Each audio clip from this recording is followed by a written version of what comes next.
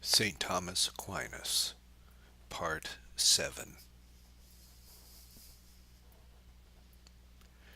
In 1274, when Aquinas was nearly 50, the Pope, rejoicing at the recent victory over the Arabian sophists, sent word to him, asking him to come to a council on these controversial matters, to be held at Lyons.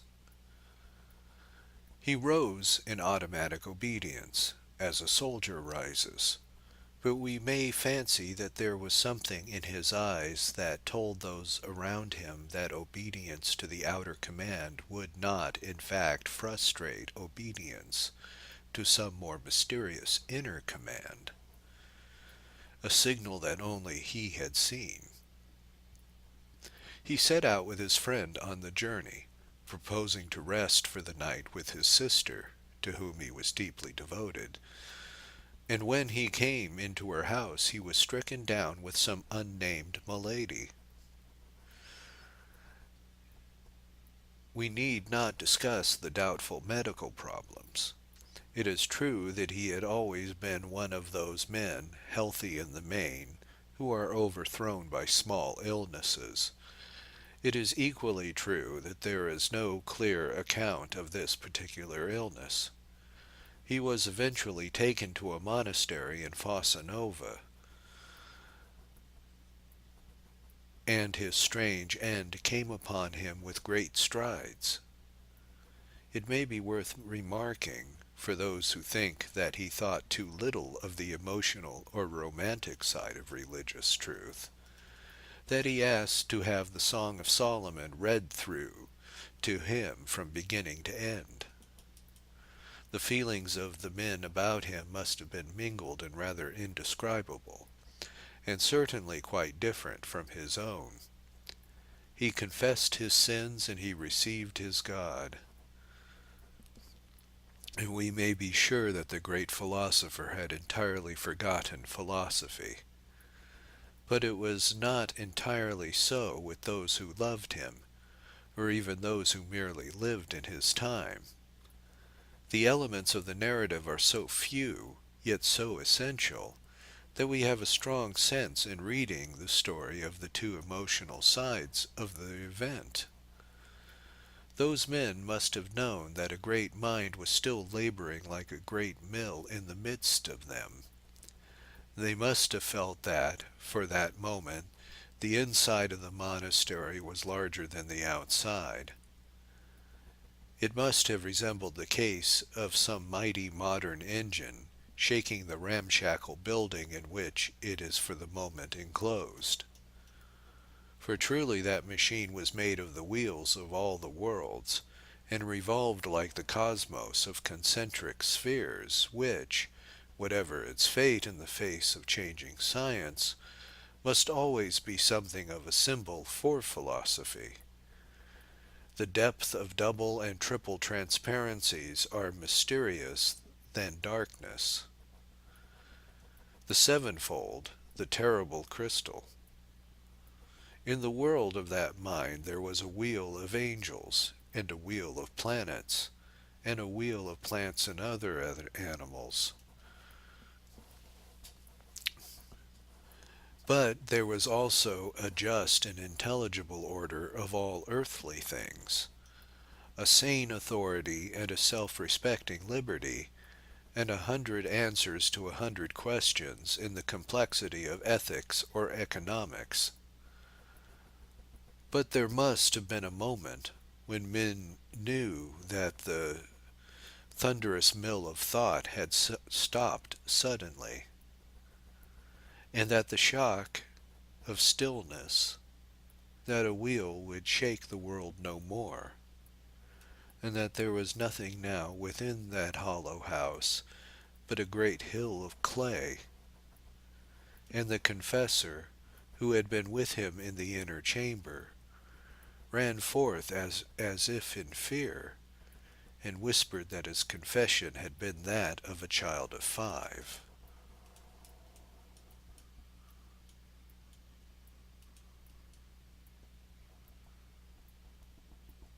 Chapter 6. The Approach to Thomism.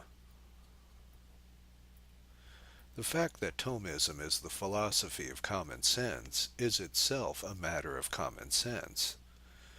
Yet it wants a word of explanation, because we have for so long taken such matters in a very uncommon sense.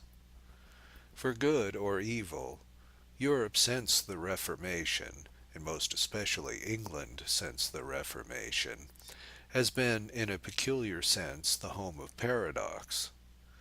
I mean in the very peculiar sense that paradox was at home, and that men were at home with it. The most familiar example is the English boasting that they are practical because they are not logical. To an ancient Greek or a Chinaman, this would seem exactly like saying that London clerks excel in adding up their ledgers because they are not accurate in their arithmetic.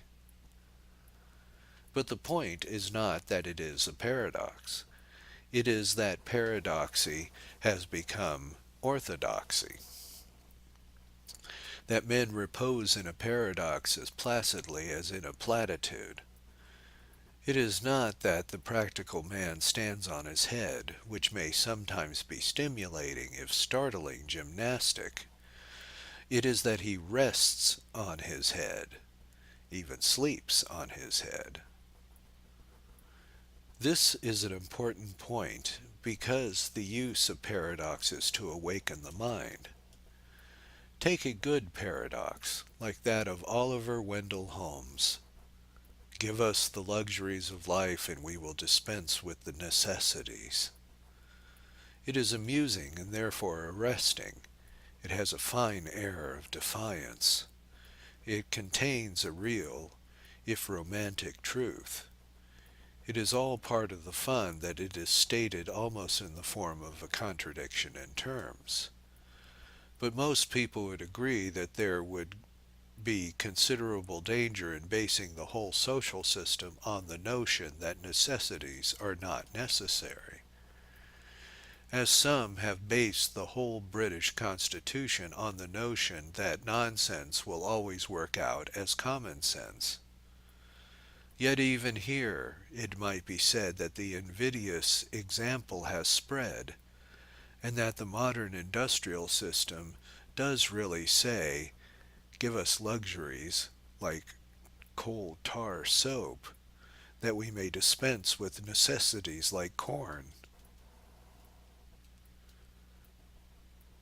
So much is familiar, but what is not even now realized is that not only the practical politics, but the abstract philosophies of the modern world have had this queer twist.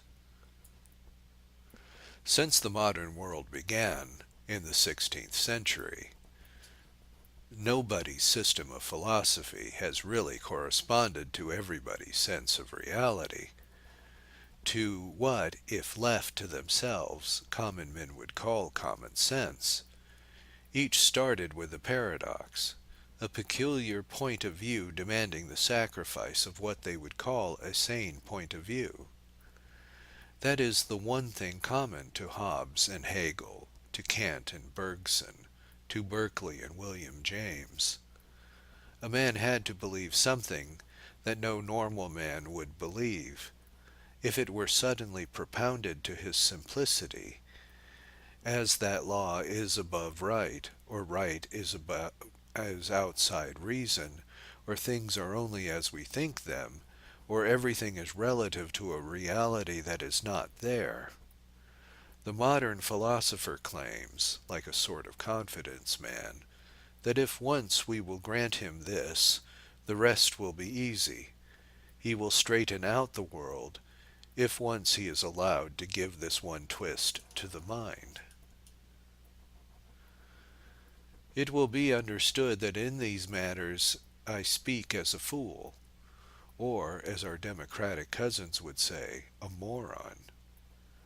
Anyhow, as a man in the street, and the only object of this chapter is to show that the Thomist philosophy is nearer than most philosophies to the mind of the man in the street. I am not, like Father Darcy, whose admirable book on St. Thomas has illuminated many problems for me, a trained philosopher, acquainted with the technique of the trade. But I hope Father Darcy will forgive me if I take one example from his book, which exactly illustrates what I mean. He, being a trained philosopher, is naturally trained to put up with philosophers. Also, being a trained priest, he is naturally accustomed not only to suffer fools gladly, but, what is sometimes even harder, to suffer clever people gladly. Above all, with his wide reading in metaphysics has made him patient with clever people when they indulge in folly.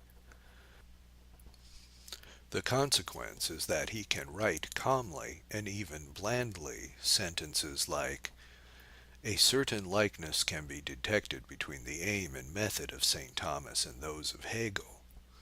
There are, however, also remarkable differences. For St. Thomas it is impossible that contradictories should exist together, and again reality and intelligibility correspond, but a thing must first be to be intelligible." Let the man in the street be forgiven if he adds that the remarkable difference seems to him to be that St. Thomas was sane and Hegel was mad. The moron refuses to admit that Hegel can both exist and not exist, and that it can be possible to understand Hegel if there is no Hegel to understand. Yet Father Darcy mentions this Hegelian paradox as if it were all in a day's work, and of course it is, if the work is reading all the modern philosophers as searchingly and sympathetically as he has done. And this is what I mean, saying that all modern philosophy starts with a stumbling block. It is surely not too much to say that there seems to be a twist in saying that contraries are not compatible, or that a thing can be intelligible and yet not be at all. Against all this philosophy of St. Thomas stands unfounded on the universal common conviction that eggs are eggs. The Hegelian might say that an egg is really a hen because it is part of an endless process of becoming. The Berkeleyan may hold that poached eggs only exist as a dream exists, since it is quite as easy to call them the dream because the eggs the cause of the dream. The pragmatist may believe that we get the best out of scrambled eggs by forgetting they were ever eggs, and only remembering the scramble. But no pupil of St. Thomas needs to addle his brains in order to adequately to addle his eggs. To put his head at any particular angle in looking at eggs, or squinting at eggs, or winking the other eye in order to see a new simplification of eggs. The Thomist stands in the broad daylight of the brotherhood of men, in their common consciousness that eggs are not hens or dreams or mere practical assumptions, but things attested by the authority of the senses, which is from God.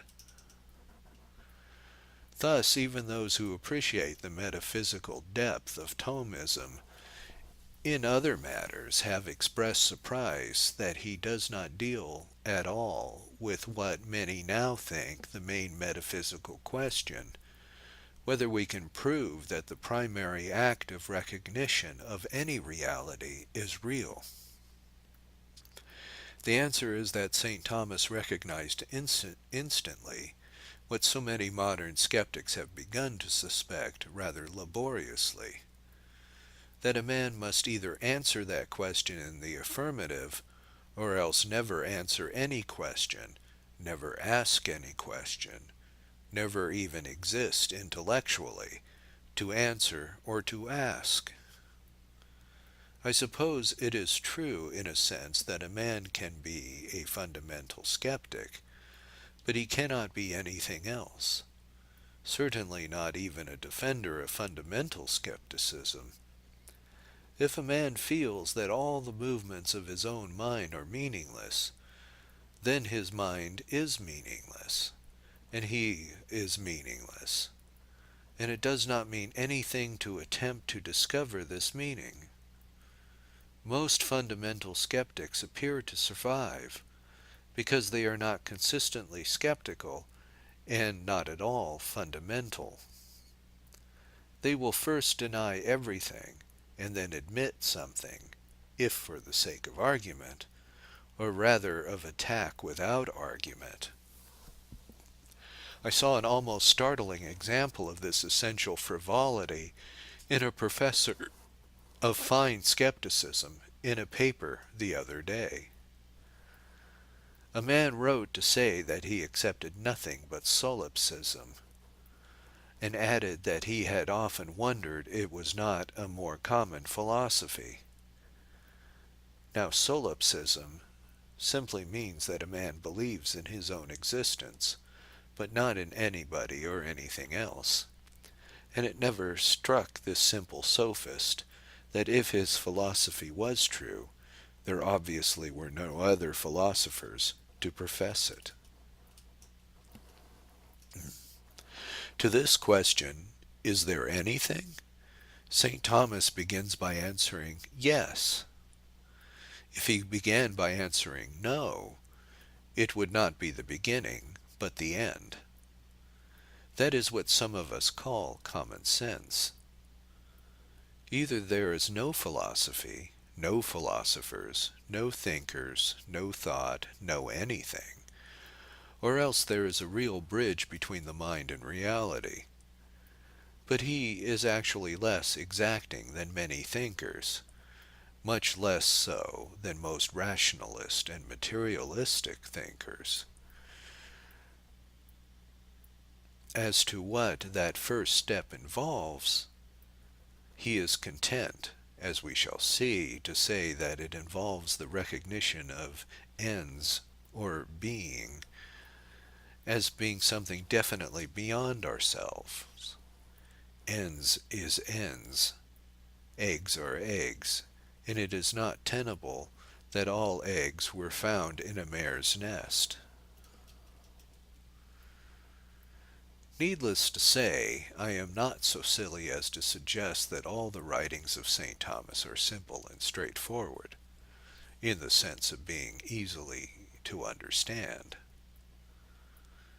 There are passages I do not in the least understand myself. There are passages that puzzle the more learned and logical philosophers than I am.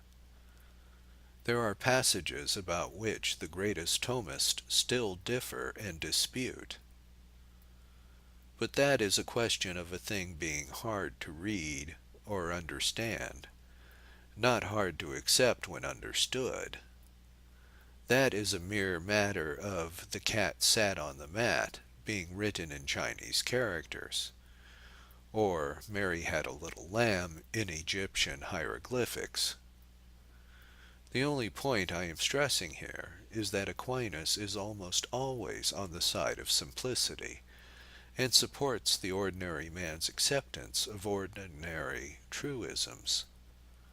For instance, one of the most obscure passages, in my very inadequate judgment, is that in which he explains how the mind is certain of an external object and not merely of an impression of that object, and yet apparently reaches it through a concept, though not merely through an impression.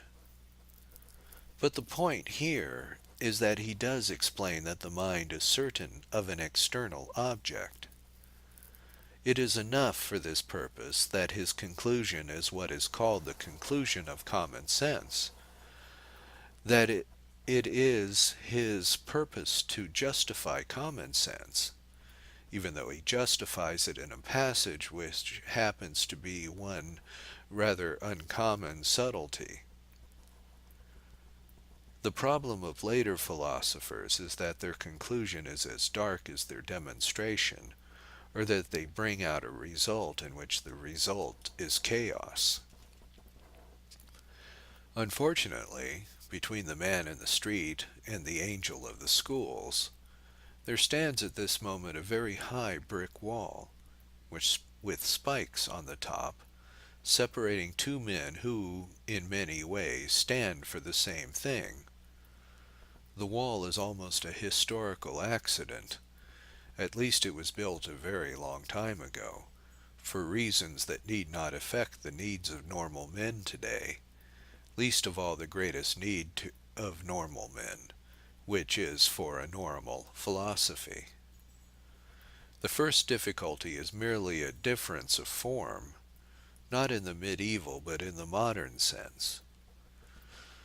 There is, first, a simple obstacle of language. There is then a rather more subtle obstacle of logical method. But the language itself counts for a great deal. Even when it is translated, it is still a foreign language, and it is, like other foreign languages, very often translated wrong. As with every other literature from another age or country, it carried with it an atmosphere which is beyond the mere translation of words, as they are translated in a traveller's phrase book. For instance, the whole system of St. Thomas hangs on one huge and yet simple idea, which does actually cover everything there is, and even everything that could possibly be. He represents this cosmic conception by the word ens. And anyone who can read any Latin at all, however rudely, feels it to be the apt and fitting word, exactly as he feels it a French word in a piece of good French prose. It ought to be a matter of logic, but it is also a matter of language. Unfortunately, there is no satisfying translation to the word ens. The difficulty is rather verbal than logical, but it is practical. I mean that when the translator says of English being, we are aware of a rather different atmosphere. Atmosphere ought not to affect these absolutes of the intellect, but it does. The new psychologists, who are almost eagerly at war with reason, never tire of telling us that the very terms we use are colored by our subconsciousness, with something we meant to exclude from our consciousness. And one need not be so idealistically irrational as the modern psychologist in order to admit that the very shape and sound of words do not make a difference, even in the baldest prose, as they do in the most beautiful poetry. We cannot quite prevent the imagination from remembering irrelevant associations, even in the abstract sciences like mathematics. Jones Minimus, hustled from history to geometry, may for an instant connect the angles of the isosceles triangle with the angles of the Anglo-Saxon chronicle, and even the mature mathematician, if he is as mad as the psychoanalyst hopes, may have in the roots of his subconscious mind something material in his idea of a root. Now, it unfortunately happens that the word being has, as it comes to a modern Englishman, through modern associations, has a sort of hazy atmosphere that is not in the short and sharp Latin word. Perhaps it reminds him of fantastic professors in fiction who wave their hands and say, "Thus do we mount to the ineffable heights of pure and radiant being," or, worse still, of actual professors in real life who say, "All being is becoming, and is but the evolution of not being by the laws of its being." Perhaps it only reminds him of romantic rhapsodies and old love stories. beautiful and adorable being, light and breath of my very being. Anyhow, it has a wild and woolly sort of sound, as if only very vague people used it, or as if might mean all sorts of different things.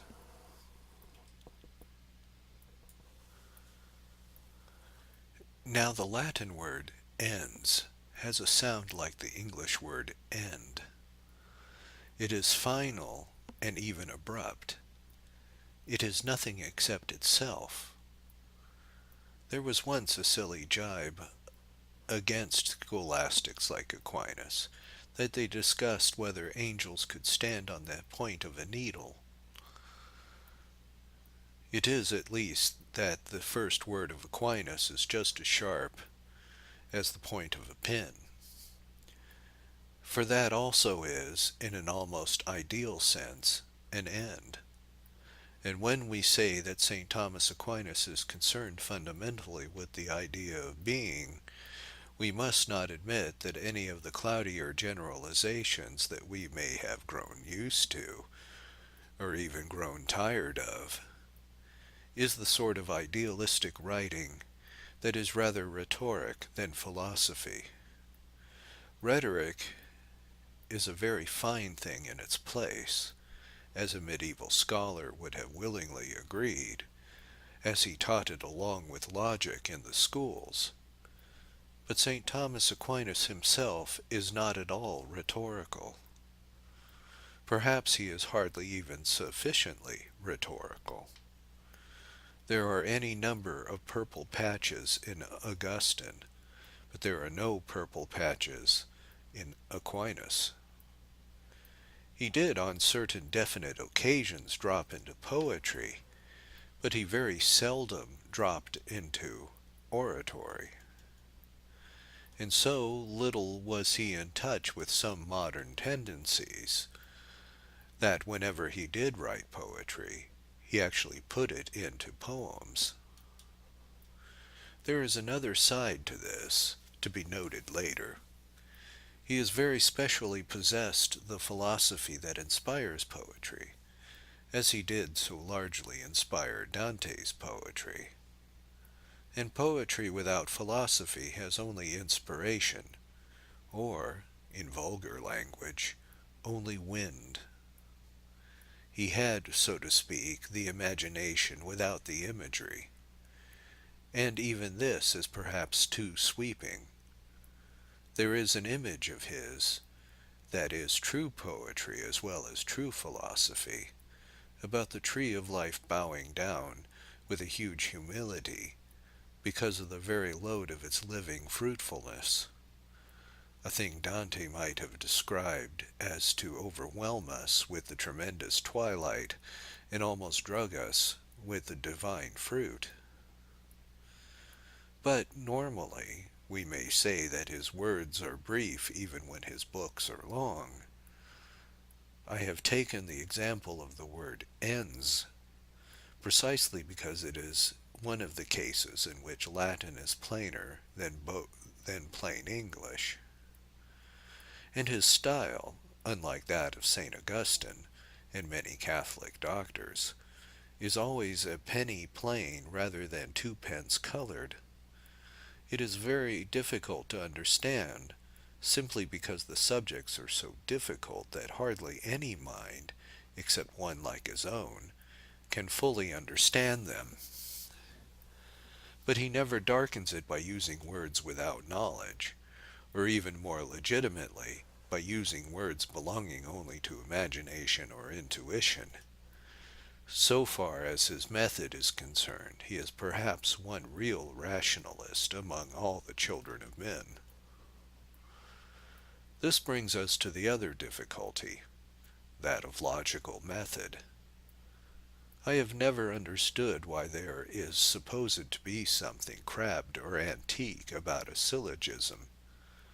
Still less I can understand what anybody means by talking as if induction had somehow taken the place of deduction. The whole point of deduction is that true premises produce a true conclusion. What is called induction means simply collecting a larger number of true premises, or perhaps, in some physical matters, taking rather more trouble to see that they are true. It may be a fact that a modern man can get more out of a great many premises concerning microbes or asteroids than any medieval man could get out of a very few premises about salamanders and unicorns. But the process of deduction from the data is the same for the modern mind as for the medieval mind, and what is pompously called induction is simply collecting more of the data. And Aristotle or Aquinas, or anybody in his 5 wits, would of course agree that the conclusion could only be true if the premises were true, and that the more true premises there were, the better. It was the misfortune of medieval culture that there were not enough true premises, owing to the rather ruder conditions of travel or experiment. But however perfect were the conditions of travel or experiment, they could only produce premises. It would still be unnecessary to deduce conclusions. But many modern people talk as if what they call induction were by some magic way of reaching a conclusion without using any of those horrid old syllogisms. But induction does not lead us to a conclusion. Induction only leads us to a deduction. Unless the last 3 syllogistic steps are all right, the conclusion is all wrong. Thus the great 19th century men of science, whom I was brought up to revere, accepting the conclusions of science, it was always called, went out and closely inspected the air and the earth, the chemicals and the gases, doubtless more closely than Aristotle or Aquinas, and then came back and embodied their final conclusion in a syllogism.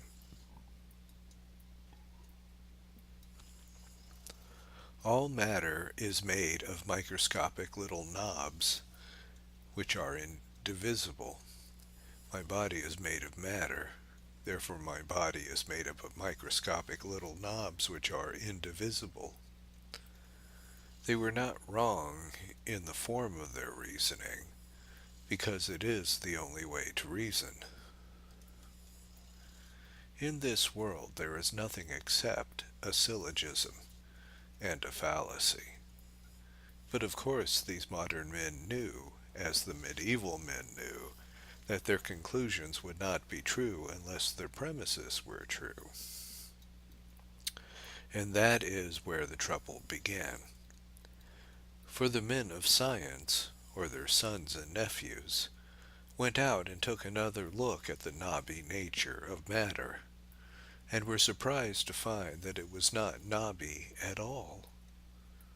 So they came back and completed the process with their syllogism, all matter is made of whirling protons and electrons. My body is made of matter, therefore my body is made of whirling protons and electrons.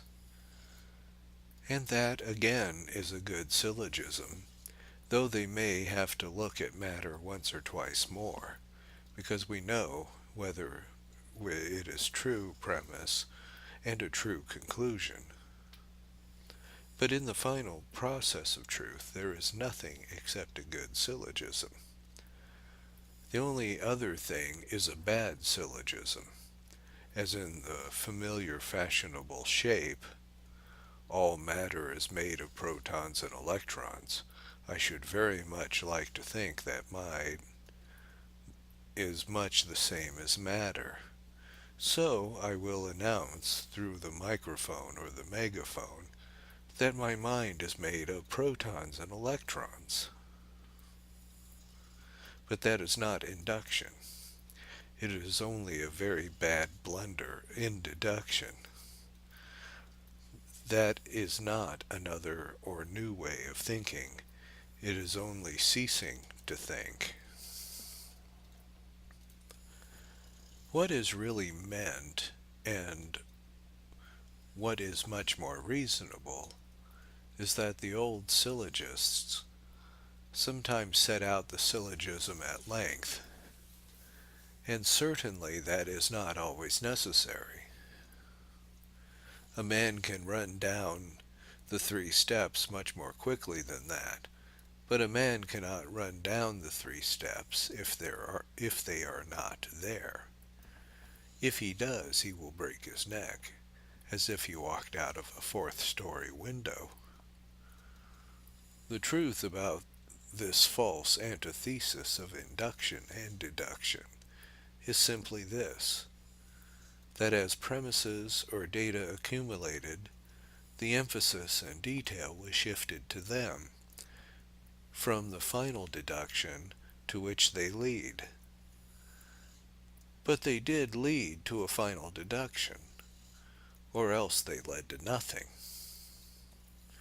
The logician had so much to say about electrons or microbes that he dwelt most on these data and shortened or assumed his ultimate syllogism. But if he reasoned rightly, however rapidly, he reasoned syllogistically. As a matter of fact, Aquinas does not usually argue in syllogisms, though he always argues syllogistically. I mean, he does not set out all the steps of the logic in each case. The legend that he does so is part of that loose and largely unverified legend of the Renaissance, that the schoolmen were all crabbed and mechanical medieval bores. But he does argue with certain austerity and disdain of ornament, which may make him seem monotonous to anyone, especially seeking the modern forms of wit or fancy.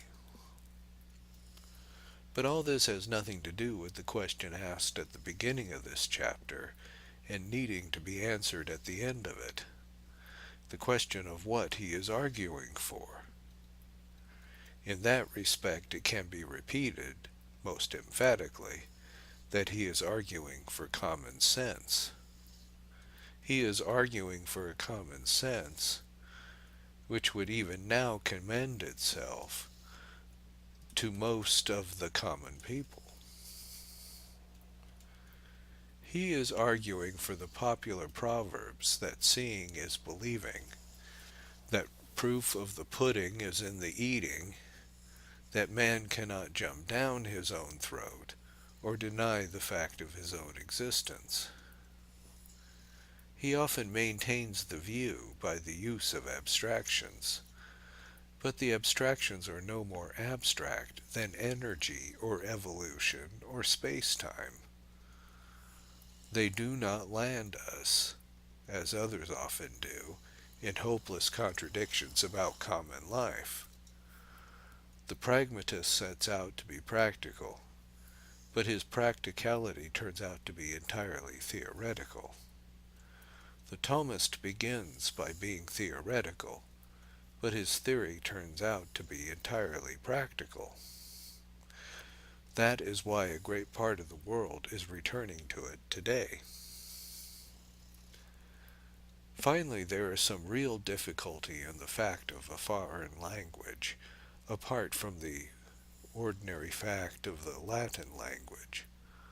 Modern philosophical terminology is not always exactly identical with plain English, and medieval philosophical terminology is not at all identical even with modern philosophical terminology.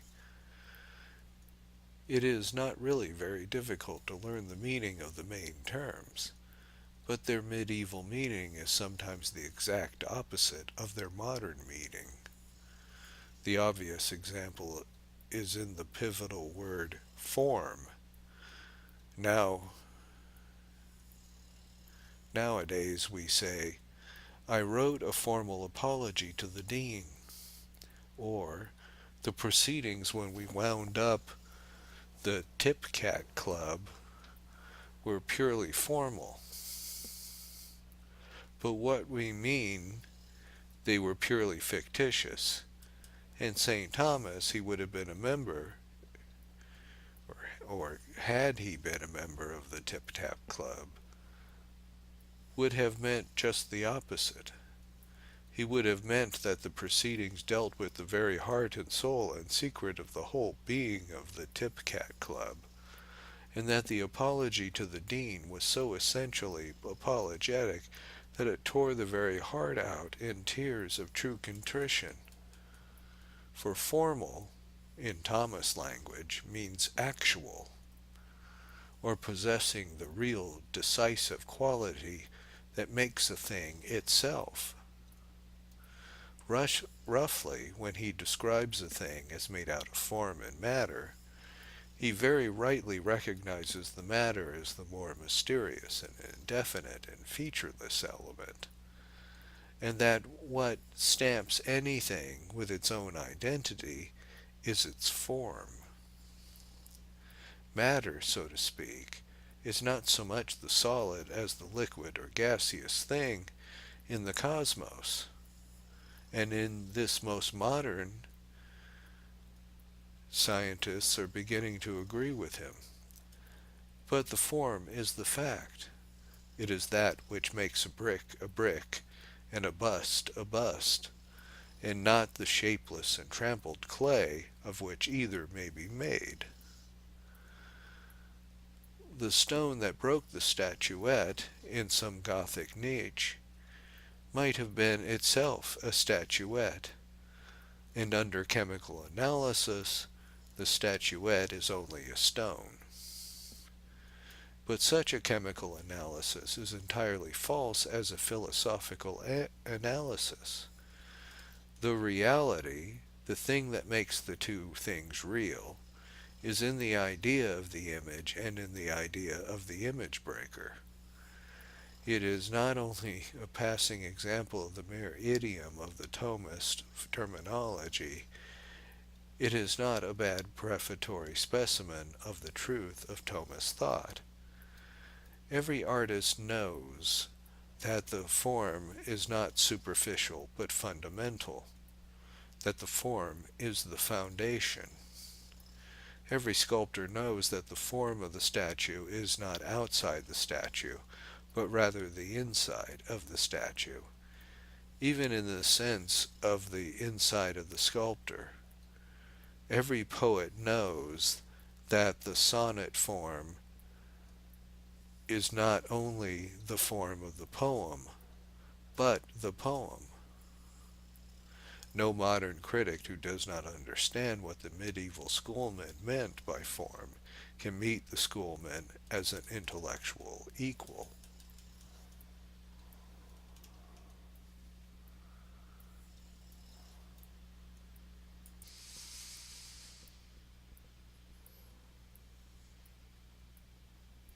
Chapter 7. The Permanent Philosophy. It is a pity that the word anthropology has been degraded to the study of anthropoids.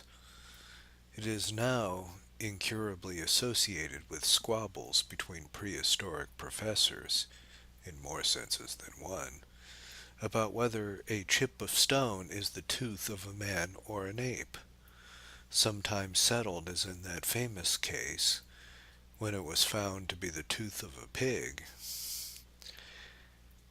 It is very right that they should be a purely physical science of such things, but the name commonly used might be well, by analogy, have been dedicated to things not only wider and deeper, but more relevant.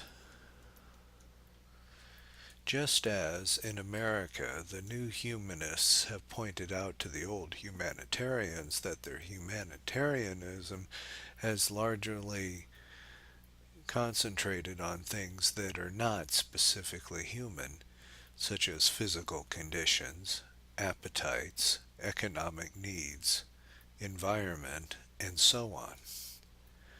So in practice, those who are called anthropologists have to narrow their minds to the materialistic things that are not notably anthropic. They have to hunt through history and prehistory, something which emphatically is not Homo sapiens, but is always in fact regarded as simius insimpiens. Homo sapiens can only be considered in relation to sapientia, and only a book like that of St. Thomas is really devoted to the intrinsic idea of sapientia. In short, there ought to be a real study called anthropology, corresponding to theology. In this sense, St. Thomas Aquinas, perhaps more than he is anything else, is a great anthropologist. I apologize for the opening words of this chapter to all those excellent and eminent men of science who are engaged in the real study of humanity in its relation to biology.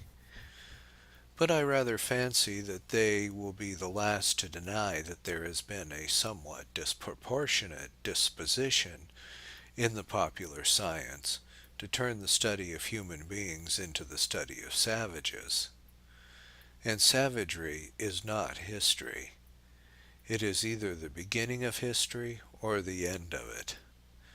I suspect the greatest scientists would agree that only too many professors have thus been lost in the bush or the jungle. Professors who wanted to study anthropology and never got any further than anthropophagy. But I have a particular reason for prefacing this suggestion of a higher anthropology by an apology to any genuine apologist who might seem to be included, but are certainly not included, in a protest against cheap popular science. For the first thing to be said about St. Thomas as an anthropologist is that he is really remarkably like the best sort of modern biological anthropologist, of the sort who call themselves agnostics. This fact is so sharp and decisive a turning point in history that the history really needs to be recalled and recorded. St. Thomas Aquinas closely resembles the great Professor Huxley, the agnostic who invented the term agnosticism. He is like him in his way of starting the argument, and he is unlike everybody else, before and after, until the Huxleyan age.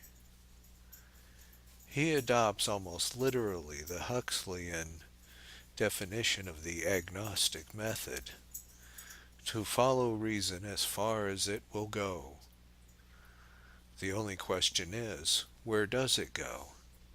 He lays down the almost startlingly modern or materialist statement, everything that is in the intellect has been in the senses.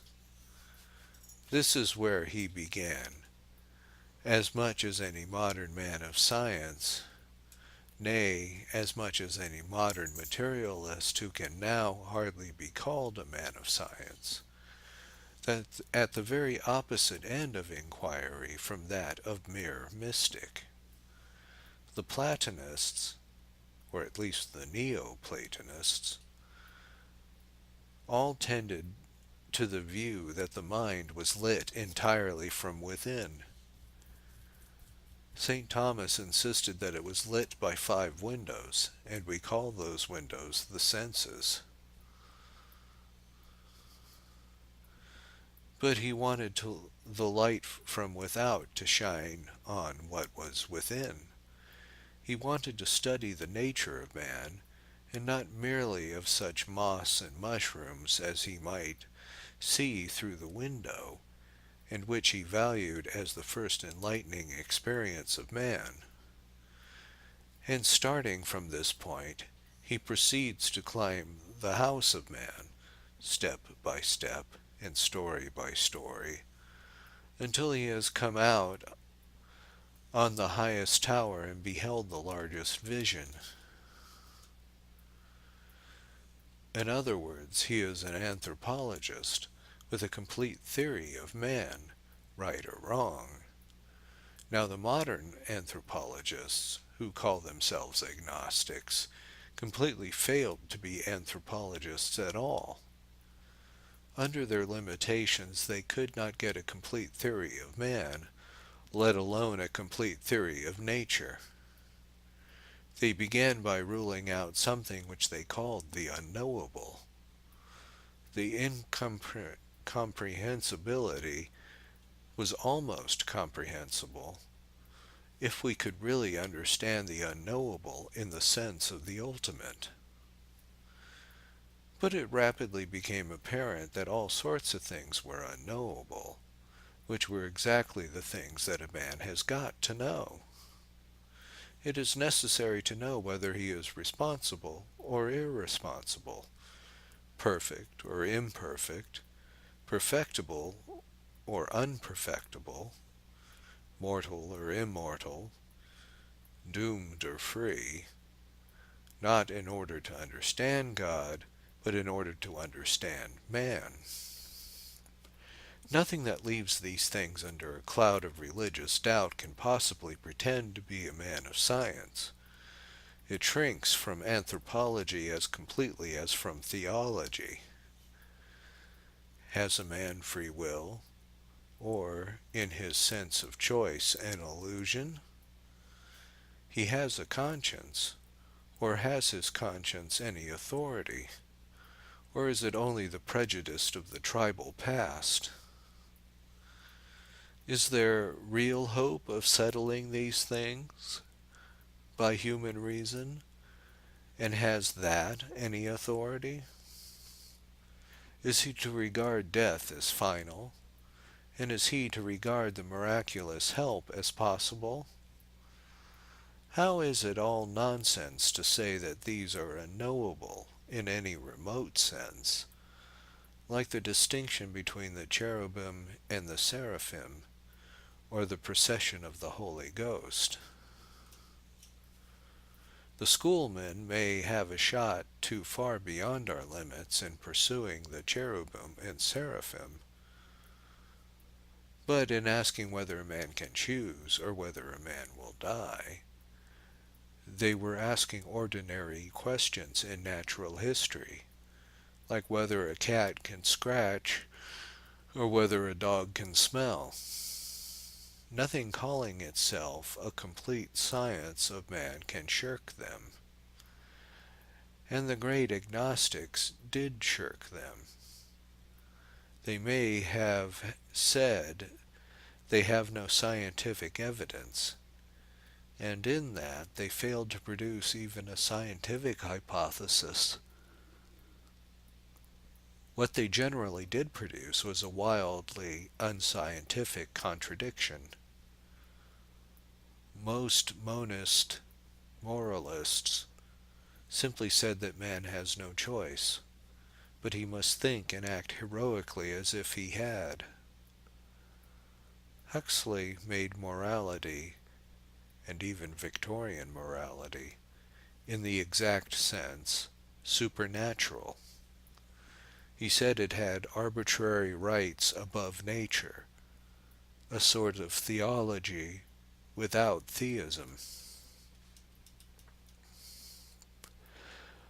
I do not know for certain why St. Thomas was called the angelic doctor, whether it was that he had an angelic temper, or the intellectuality of an angel, or whether there was a later legend that he concentrated on angels, especially on the points of needles.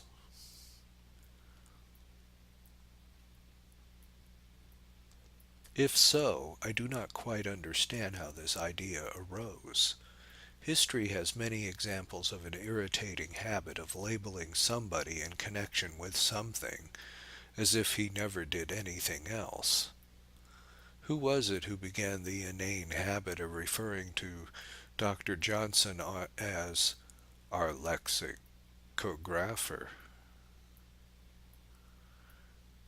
as if he did anything but write a dictionary? Why do most people insist on meeting the large and far-reaching mind of Pascal at its very narrowest point, the point at which it was sharpened into a spike by the spite of the Jansenists against the Jesuits? It is just possible, for all I know, that this labeling of Aquinas as a specialist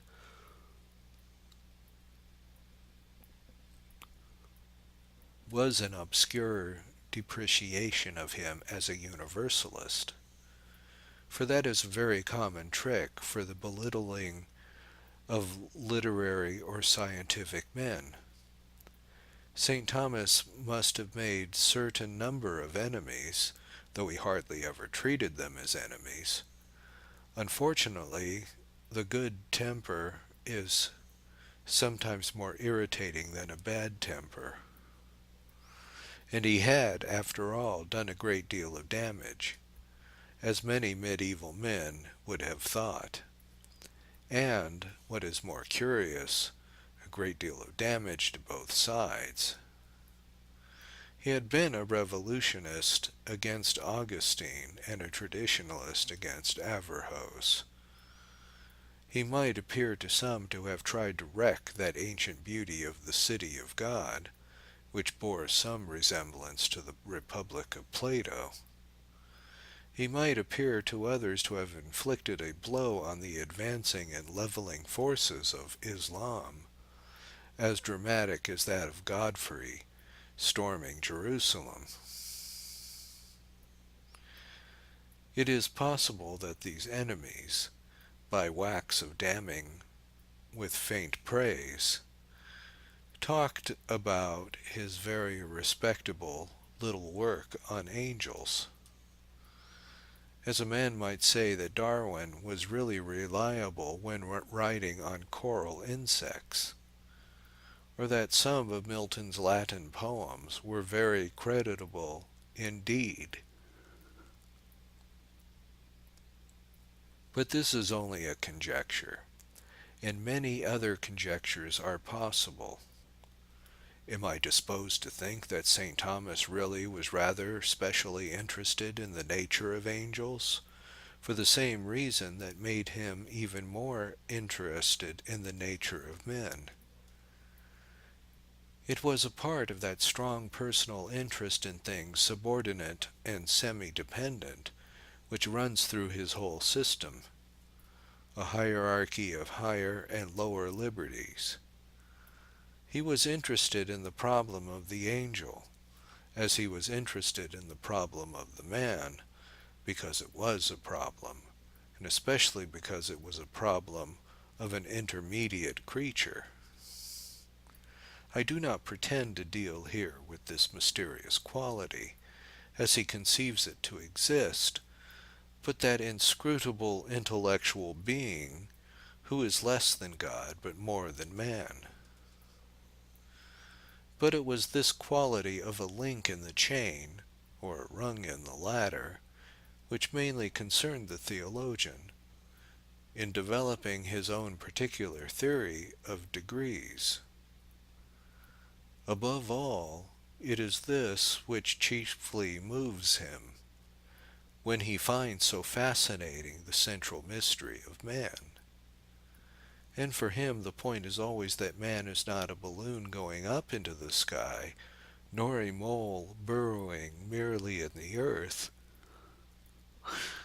but rather a thing like a tree whose roots are fed from the earth, while its highest branches seem to rise almost to the stars. I have pointed out that a mere modern free thought has left everything in a fog, including itself. The assertion that thought is free first led to the denial that the will is free. But even about that there was no real determination among the determinists. In practice, they were told that they must treat their will as free, though it was not free. In other words, man must live a double life, which is exactly the old heresy of Siger of Brabant about the double mind. In other words, the 19th century left everything in chaos, and the importance of Thomism to the 20th century is that it may give us back a cosmos. We can give here only the rudest sketch of how Aquinas, like the agnostics, beginning in the cosmic cellars, yet climbed to the cosmic towers.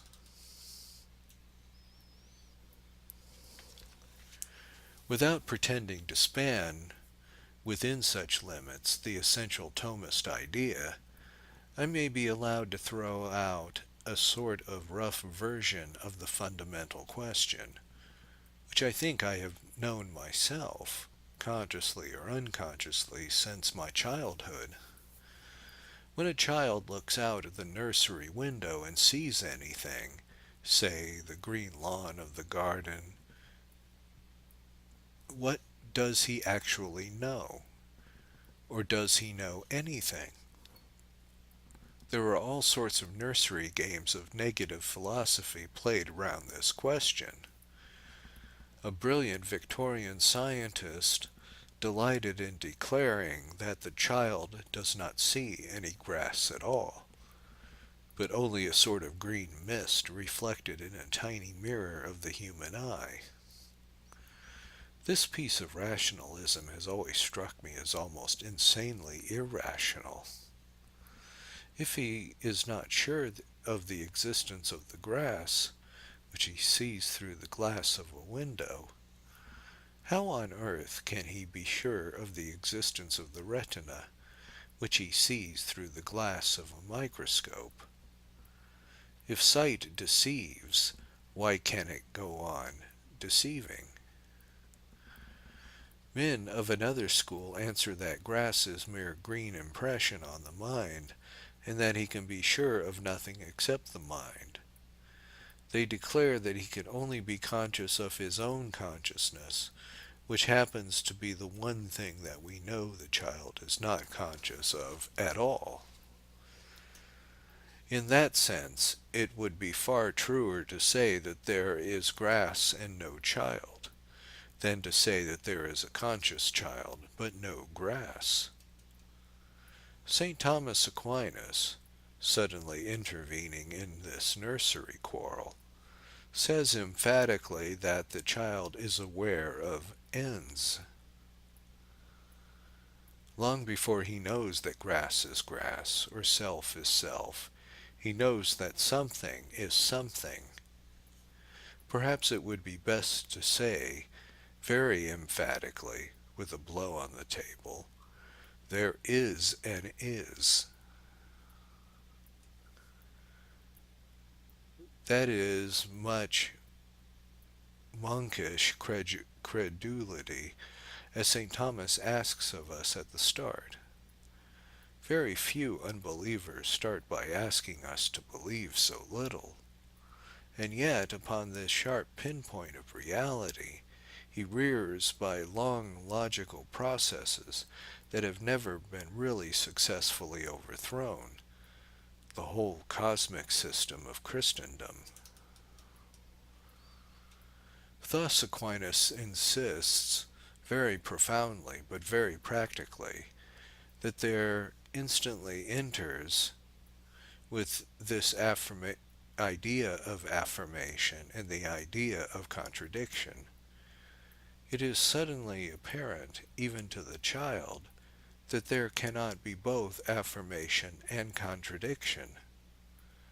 Whatever you call the thing he sees, a moon or a mirage or a sensation or a state of consciousness, when he sees it, he knows it is not true that he does not see it, or whatever you call what he is supposed to be doing, seeing or dreaming or being conscious of an impression.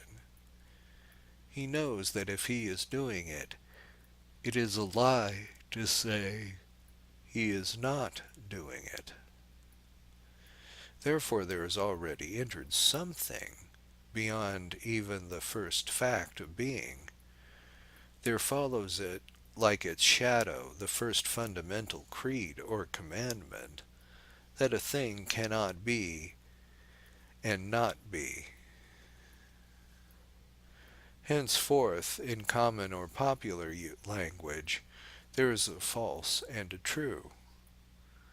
I say in popular language, because Aquinas is nowhere more subtle than in pointing out that being is not strictly the same as truth.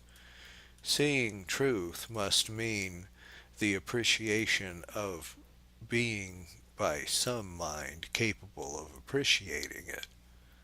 But in a general sense, there has entered that primeval world of pure actuality, the division and dilemma that brings the ultimate sort of war into the world, the everlasting duel between yes and no. This is the dilemma that many skeptics have darkened the universe and dissolved the mind solely in order to escape. That there are those who maintain that there is something that is both yes and no. I do not know whether they pronounce it yo. The next step in following on this acceptance of actuality or certainty, or whatever we call it in popular language, is much more difficult to explain in that language.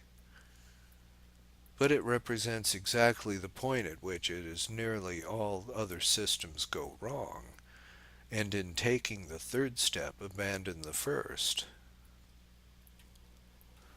Aquinas has affirmed that our first sense of fact is a fact, and he cannot go back on it without falsehood. But when we come to look at the fact or facts as we know them, we observe that they have a rather queer character, which has made many moderns grow strangely and restlessly skeptical about them. For instance, they are largely in a state of change, from being one thing to being another, or their qualities are relative to other things, or they appear to move incessantly, or they appear to vanish entirely. At this point, as I say, many sages lose hold of the first principle of reality, which they would concede at first, and fall back on saying that there is nothing except change, and nothing except comparison, or nothing except flux, or in effect there is nothing at all. Aquinas turns the whole argument the other way, keeping in line with his first realization of reality. There is no doubt about the being of being, even if he does sometimes look like becoming. That is because we see it is not the fullness of being, or, to continue to sort of colloquial slang, we never see being as much as it can. Ice is melted into cold water and cold water is heated into hot water. It cannot be all three at once. But this does not make water unreal or even relative. It only means that it is limited to being one thing at a time. But the fullness of being is everything that it can be. And without it, the lesser or approximate forms of being cannot be explained as anything, unless they are explained away as nothing. This crude outline can only at best be historical rather than philosophical. It is impossible to compress into it the metaphysical proofs of such an idea, especially in the medieval metaphysical language. But this distinction in philosophy is tremendous as a turning point in history. Most thinkers, on realizing the apparent mutability of being, have really forgotten their own realization of the being and believed only in the mutability. They cannot even say that a thing changes into another thing. For them there is no instant in the process at which it is a thing at all. It is only a change. It would be more logical to call it nothing, changing into nothing, than to say, on these principles, that there never was ever was, and will be a moment when the thing is itself. St. Thomas maintains that the ordinary thing at any moment is something, but it is not everything that it could be. There is a fullness of being, in which it would be everything that it can be. Thus, while most sages come at last to nothing but naked change, he comes to the ultimate thing that is unchangeable, because it is all the other things at once. While they describe a change, which is really a change in nothing, he describes the changelessness, which includes the changes of everything. Things change because they are not complete, but the reality can only be explained as part of something that is complete. It is God.